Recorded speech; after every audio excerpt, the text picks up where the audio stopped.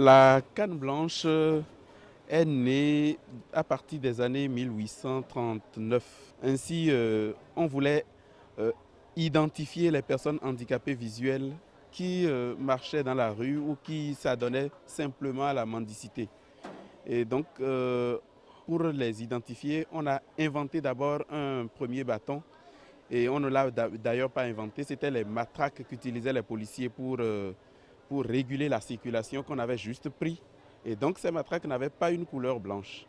Mais après la Deuxième Guerre mondiale, la France a œuvré pour que la couleur blanche soit imposée, puisque c'est elle surtout qui a réalisé des cannes en couleur blanche pour les personnes handicapées visuelles. Et donc, grâce à l'Union mondiale des aveugles, l'ONU a décrété donc une journée, les journées de 15 octobre, pour célébrer la canne blanche et célébrer les personnes handicapées visuelles. Et la première journée a eu lieu en 1964. C'est à partir des années 80 qu'on a commencé par constater l'émergence des personnes handicapées visuelles au Bénin.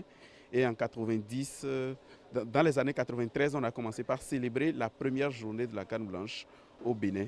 Et donc, c'est resté jusqu'à ce jour. Cette journée, c'est une journée qui nous amène à dire à la population, à la société, que même si on n'a pas les yeux du corps, qu'on peut vivre aisément comme tout le monde.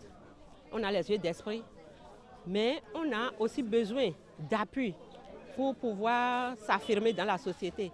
Donc la canne blanche, c'est un symbole, un signe pour indiquer la mobilité de la personne handicapée de vue. Ce n'est pas une canne magique, mais ça sert à dire à la population ou bien à celui qui est à côté de soi que je suis handicapé de vue, je suis personne handicapée de vue. Donc vous pourriez m'aider en me cédant le passage. C'est une occasion qui s'offre pour moi en tant que personne handicapée de la vue pour revendiquer mes droits.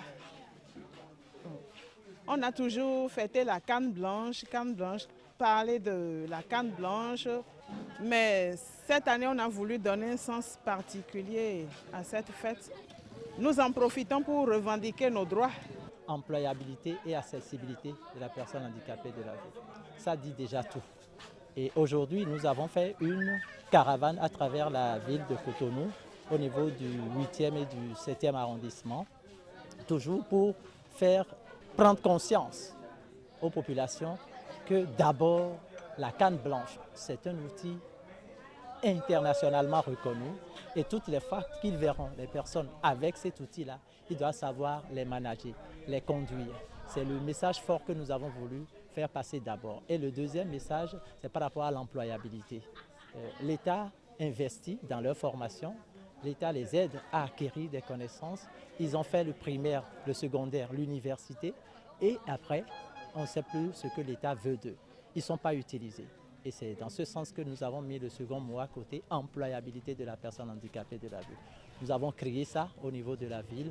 Notre souhait, c'est que les autorités au niveau supérieur puissent quand même entendre et faire un geste dans ce sens.